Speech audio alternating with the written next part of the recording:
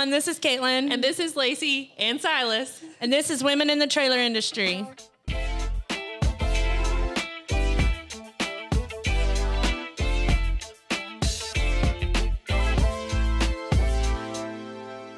Today, we're going to talk a little bit about struggles with trainings, things we've experienced in our company with training, and just kind of what that looks like for us. Lacey, you had the most recent experience with this. What are your thoughts?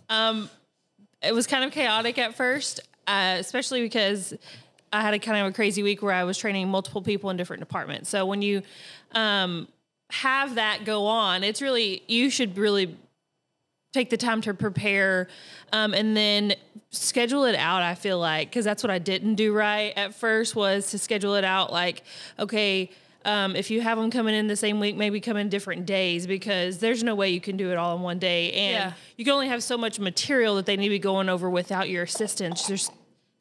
It's so hands-on, your training is. And so I feel like processes, having that is great. We've talked about that a lot, but also like know what you can do for that person. So don't like hamstring them almost. Like they're coming into a new job, and so they need to be trained well, and they need your undivided attention. And that's really hard when you have a lot of other things going on. Yeah, and a lot of people talking to you. Yeah. The biggest thing for me is like, one thing I've learned is what time you tell them to come in. Yes.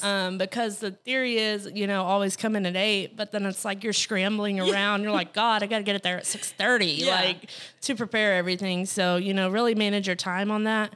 I was trying to go off of what you said, but I don't remember what I was going to say. So, well, and I think you had mentioned it too, when you wear many hats, like it's hard to just prioritize, not really even prioritize, but just to dedicate so much time to your training, like your new person, and going over all the things that they might need to know or be trained on, and the way that really deciding what the right way is. Because a lot of times, people have just been doing the same thing over and over and over. And so when you hire, especially for a new position or a specific position, now this person is going to be doing one specific thing, then you want it to be done right. So then you're like re-going over how the process is in your own head and how it's been done and what you want to change to make it better. Because this person, it's like a clean slate, right? So like this person doesn't know how everything was done previously. So you have the opportunity to easily like show them the right way. Yeah. And I think one problem you probably run into is, so you're training this new person, but then you have the old people and they're not really following the process, or they are, but they're tweaking it to what they want. And then they're kind of like leading the new person astray. And you're like, don't do it that way. Just follow the instructions. Yes. And then everyone's like, no, this. And I think that can be very confusing for new training. And I really haven't found a resolve for that yet, except everyone just listen to one person, but then that person becomes bombarded. So, but as you're sitting here talking about, I'm kind of getting clarity on it just from hearing it out loud, is to really just to let everybody else on the team know, hey, this person's coming in, I'm going to be training them. You may hear some things that are different than what we've always done them, but there's a reason for this.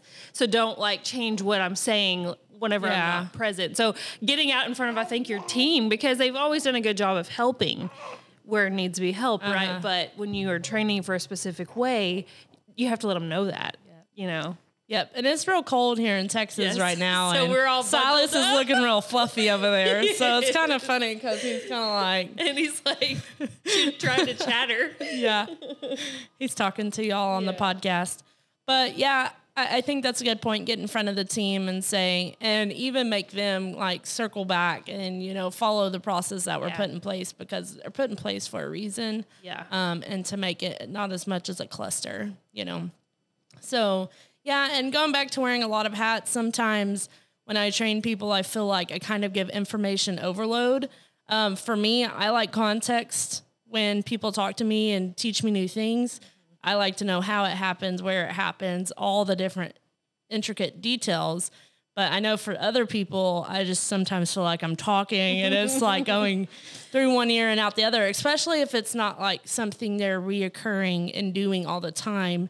I was just training on finances, and it's only done once a month, the system, I was like, well, you're not going to remember any of this, but this is my turn to show you. And next time you get to try, you know, and you can struggle through it. But, you know, I think struggling through it's kind of always been our go-to. Yeah. Here. And it is good to remember that when you are training, you are given information overload. So it really is handy to have written processes that can go. We always go back to that lately, but it's just so important because you're going to give them all this information that for years you've known what to do and how you want to do it.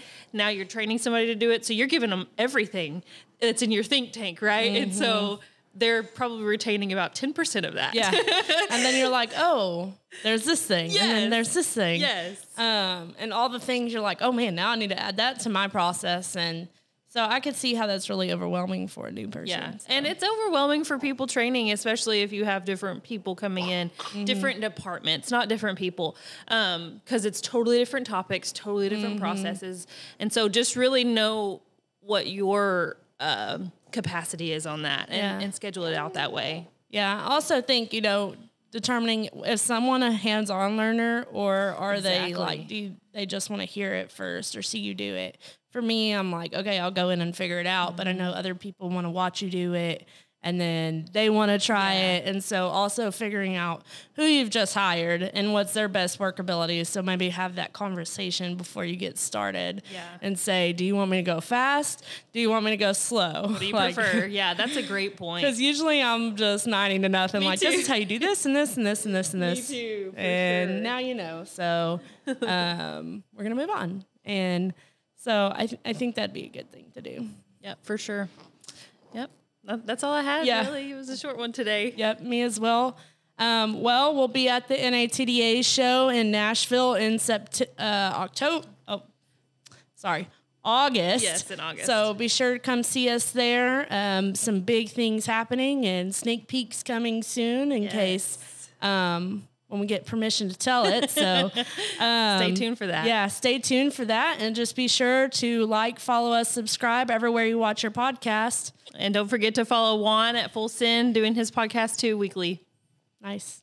All right. Well, that's all we have for you at Women in the Trailer Industry. We'll see you next time. Bye.